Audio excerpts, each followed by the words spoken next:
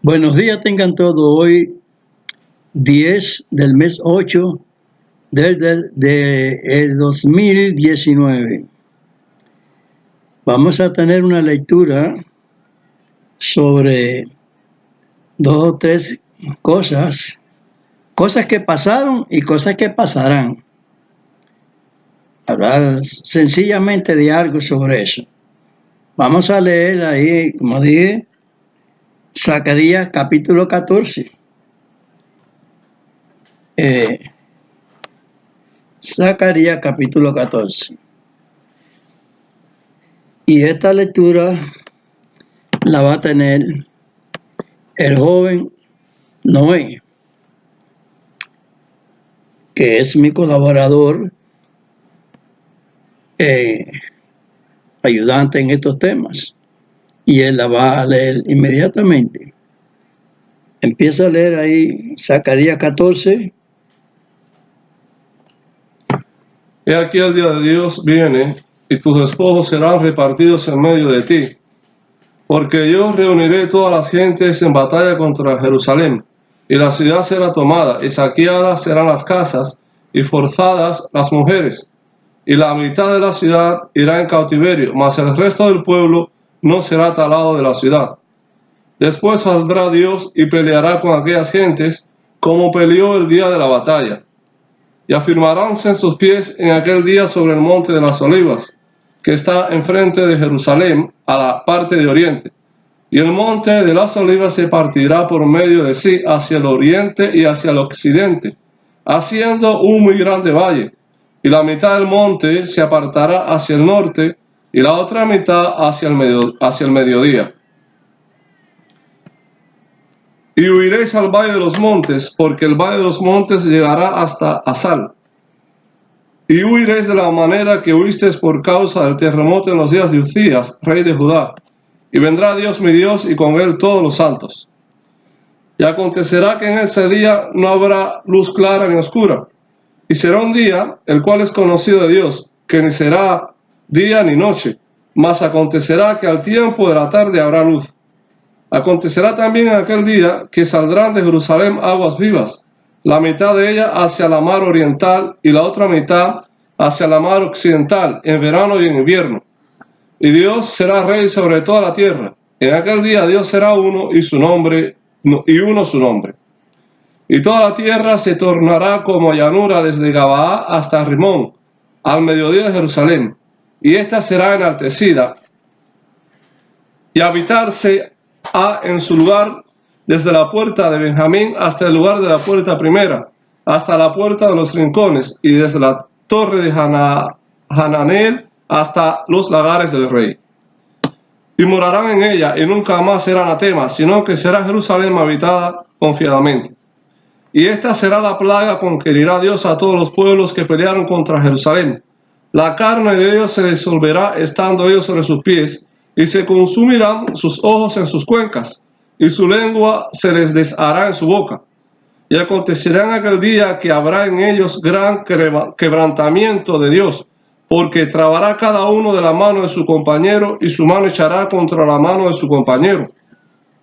Y Judá también peleará en Jerusalén, y serán reunidas las riquezas de todas las gentes de alrededor, oro y plata y ropas de vestir en grande abundancia.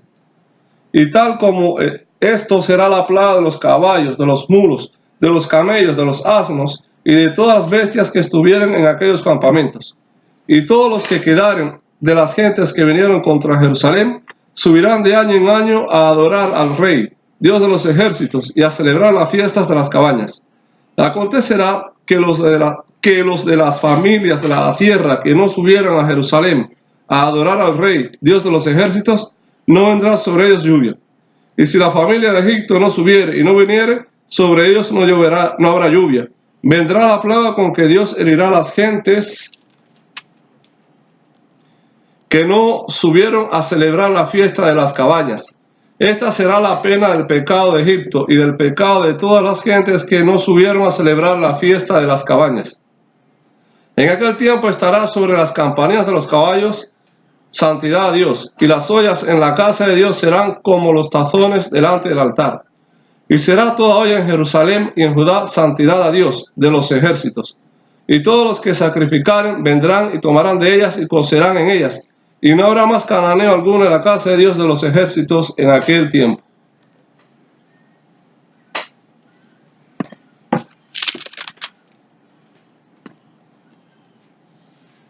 Lectura de cuestiones pasadas que ya conocemos, y dentro del mismo capítulo muchos desinencias, muchas cuestiones que habrían de acontecer.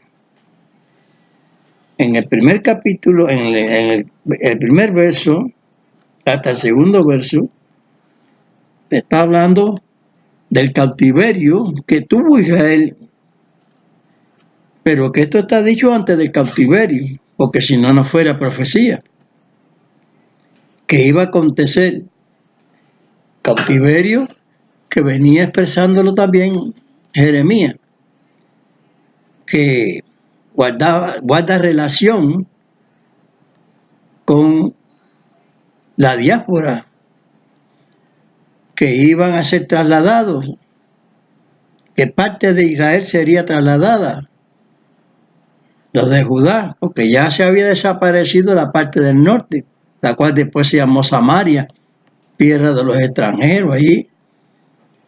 Entonces la parte de Israel o de Judá que se quedaría para que fueran tributarios allí a Babilonia.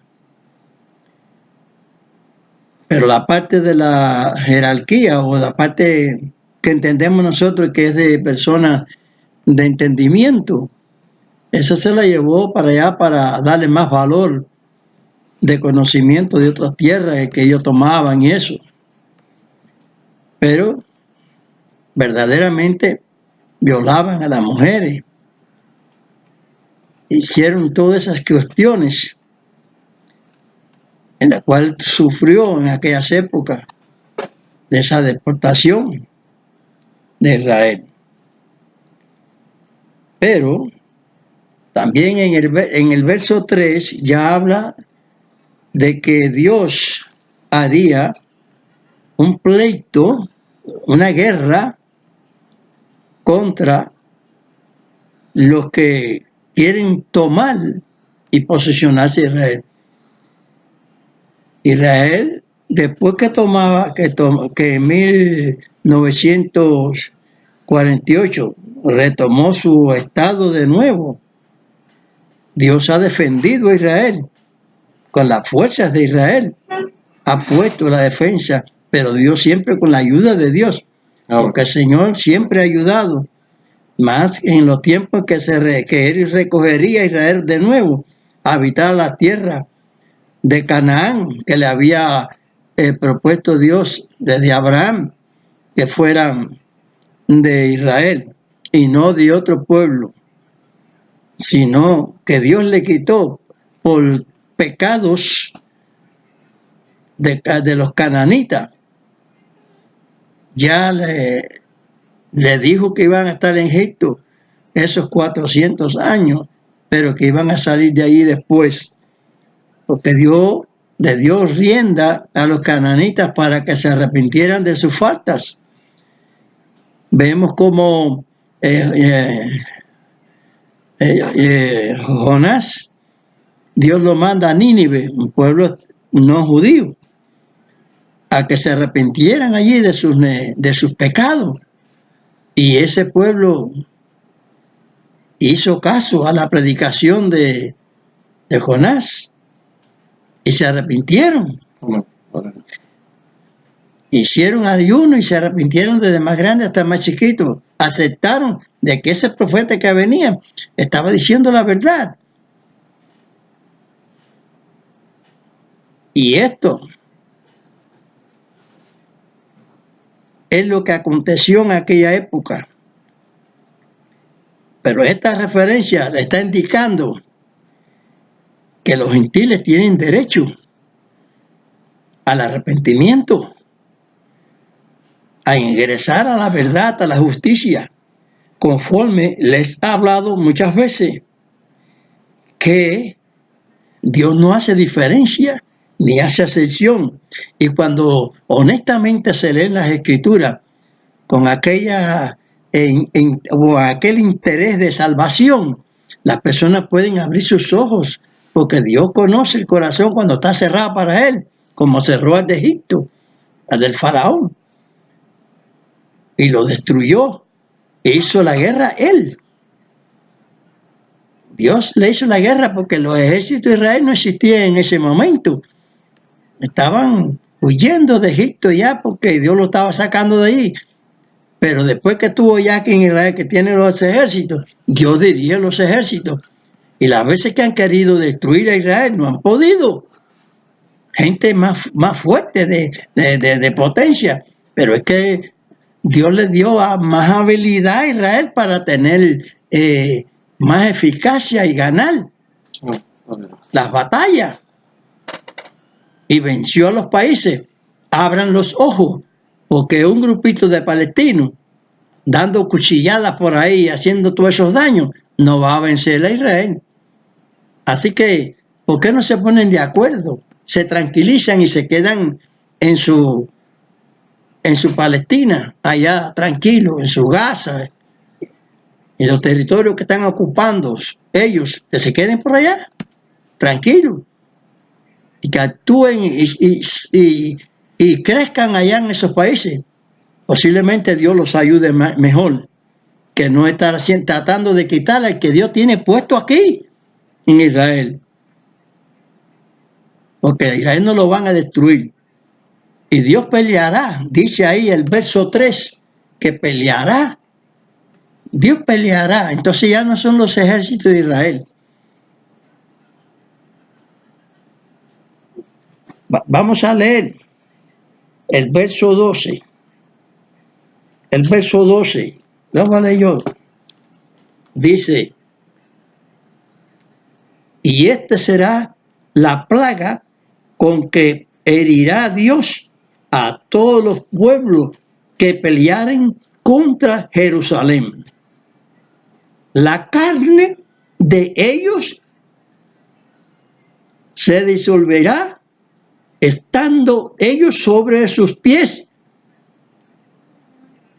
y se consumirán sus ojos en sus cuencas, y su lengua se deshacerá en su boca.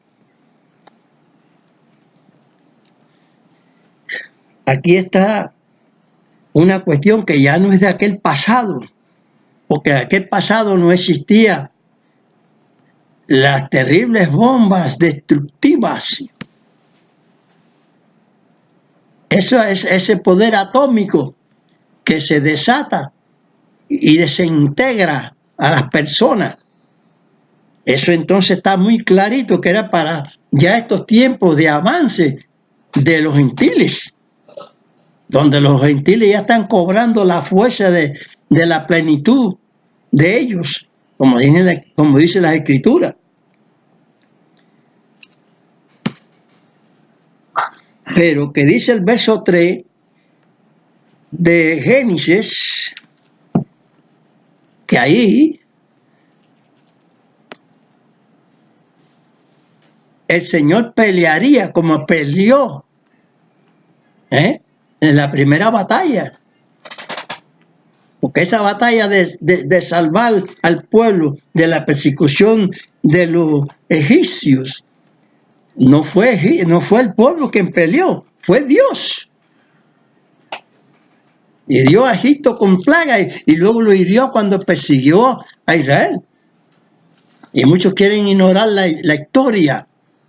Y han habido muchas situaciones que han visto arqueólogos y eso de la verdad que han extraído del fondo de ese mar. Vestigios de cosas que habían allí, del ejército de Faraón. Léeme ahí los acontecimientos que peleó Dios esa primera vez, verso 3. Zacarías 3, 14, 3. No. ¿Cómo se llama? Éxodo. Éxodos. Éxodo 15. Sí. Dispensen porque lo que quiero decir es en Zacarías 3, dice, después saldrá Dios y peleará con aquella gente, como peleó el día de la batalla. Ahora, ¿dónde podemos leer que Dios peleó el día de la batalla? Una batalla que se hizo. Pero Dios peleará por Israel cuando vengan tropas otra vez, que están expresadas, que numéricamente son muchas, y donde hay muchas especialidades de técnicas modernas, pero Dios va a hacer esto que está profetizado aquí en Zacarías. Se van a derretir la gente. Y eso lo hace la esencia de las bombas atómicas. Lee ahí es el 15, ¿no? Sí, el cántico no. ¿Eh? El cántico de Moisés. ¿El verso cuál? 3.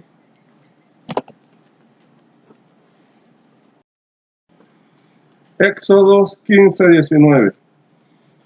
Porque Faraón entró cabalgando con sus carros y su gente de a caballo en la mar, y Dios volvió a traer las aguas de la mar sobre ellos. Hay películas que se ven, pero la película hay veces que dicen cosas ciertas, pero dentro de esas cosas ciertas hay también una falsedad, que lo hacen como queja no sé para qué, como que Faraón se quedó parado en la orilla, que no entró a pelear. Y los cabecillas siempre iban al frente porque ese era el valor de que le daban a sus soldados. Eso es real. Entonces eso de película está mal porque no está conforme a lo que está expresado en las escrituras. Entonces si se hace otra cosa, que se queda en la orilla, ya no es como dice la escritura, que Faraón se metió junto con su ejército, con sus capitanes y todo, para el medio del mar. O se metió en el mar y luego ahí cuando estaba en el medio, el agua los mató. Porque ya a esa profundidad no se puede nadar. Ni los caballos pueden nadar. Así que por lo tanto, y además Dios les quebraba las ruedas para que no pudieran tampoco ni irse. Pero ahí dice claramente el verso ese, que Faraón entró cabalgando junto con sus jinetes, con su tropa, y pereció. Porque ese viaje en esa vez Dios lo castiga a él. Entonces el Salmo 136, verso 15, también está expresando lo mismo. Lee el Salmo 136, verso 15. Y arrojó a Faraón y a su ejército en el mar Bermejo, porque para siempre es su misericordia. Misericordia para Israel es para siempre. Hay mucha gente que dicen por ahí que ya son el Israel espiritual, que ya Israel no existe. Y todas las promesas que hay en las escrituras no es para ningún supuesto Israel, que no son nada, que creen en Dios y no mantienen su boca limpia, no hacen separación entre lo santo, entre lo puro y lo inmundo, no hacen distinción. Entonces, ¿de qué manera están creyendo ni a Dios ni a Mashiach, ni a ningún profeta que ha propuesto Dios su palabra, para que en todos esos tiempos se entendiera que hay que hacer su voluntad, no la voluntad del hombre, ni de la religión, ni lo que piensan la gente, por separación. No, hay que hacer la voluntad de Dios. Y a Dios hay que atenderlo. Si Él dijo, no coma esto, no lo comas. A Mashiach no vino a abrogar su ley. ¿A qué Mashiach quieren oír ustedes? ¿Al que inventó el catolicismo? Pues naturalmente. Al que está programado ahí, en el profeta Daniel, que iba a mudar los tiempos y la ley. Y ustedes están embarcados, porque están involucrados en todo lo que la bestia ha querido ser. Han quitado el sábado, que es el día del Señor, de descanso, de reposo. Y ahora se está empezando la semana por el lunes y no por el domingo, el primer día de la semana. ¿A quién están siguiendo? No es a Dios, es al diablo a que están siguiendo, a que deshace la palabra de Dios. ¿Y qué podrán ganar deshaciendo la palabra de Dios? ¿Qué? Puede tener millones de pesos cada uno de esos, que cada uno de los miembros de cualquiera de esas iglesias tenga millones de pesos. ¿Qué hace si pierde su alma? ¿De qué le sirve? Es un decir, una hipótesis. Ahora, si como estoy diciéndoles yo, toman el diezmito, el diezmito ese que le dan al pastorcito, para que ellos vivan cómodos y tengan jet y tengan máquinas y casas en distintos países, porque para la obra de Dios, no es para la obra de ellos y la obra satánica. Porque si ustedes cogen ese dinerito y lo van guardando de diezmo y le pagan a un cirujano su circuncisión, ya entonces están cumpliendo con ese mandamiento que Dios dio y prometió en Abraham, para que fueran también todo el mundo felices en lo que Dios otorgó, en la obra de Dios, no obras particulares como han hecho las iglesias.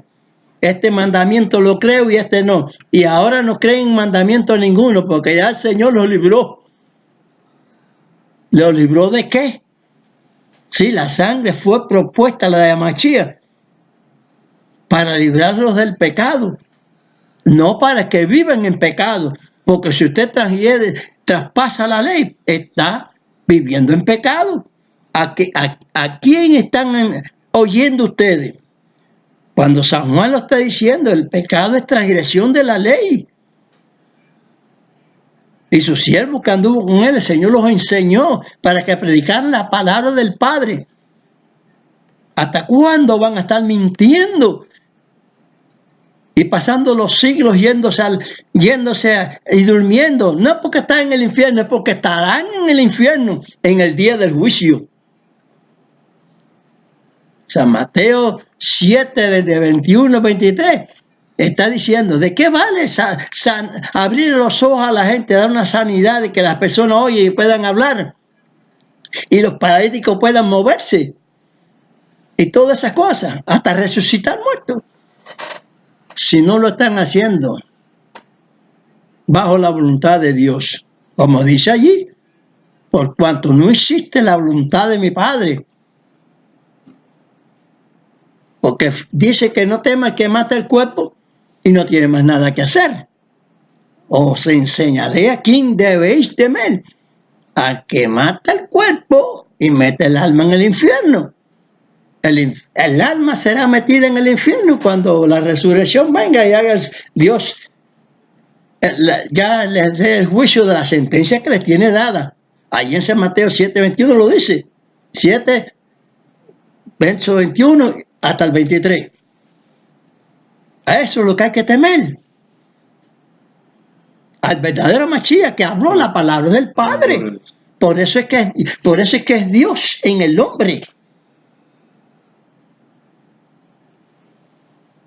Señor tenga misericordia de ustedes y pueden conocer estas cosas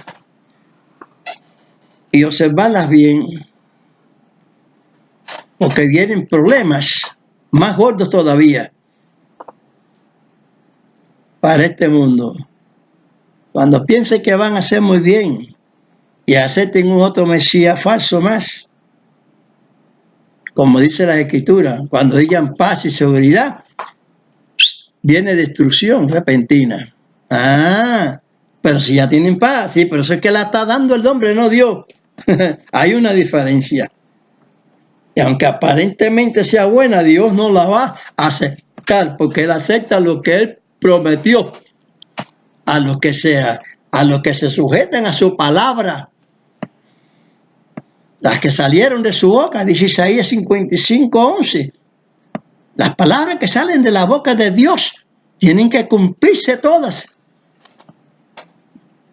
No, porque esta no puedo, ni porque la otra. No va a haber esa situación. Dios es recto y su pueblo tiene que ser recto. Entiendan la cosa para que puedan salvarse. Porque hay mucha religión. Mucha religión. Religión hay mucha. Pero la religión verdadera o el sentido verdadero es cumplir con Dios. Yo no puedo salirme a rumbear por ahí, ni puedo, si no tengo en mi propio corazón la voluntad de servir a Dios. Porque el pecado está ahí ostentando ahí que uno se destruya para hacer cosas que no están correctas. Señor, les dé fuerza y valor para que puedan comprender y sujetarse a la verdad. Venga Mashiach hoy, mañana, cuando venga, y no estar investigando si faltan días, si faltan qué sé yo, y están desperdiciando el plan de salvación de Dios, su obra santa, que es la que nos va a salvar. Si no se hace, no hay salvación. El Señor los bendiga en el nombre de Mashiach. Amén.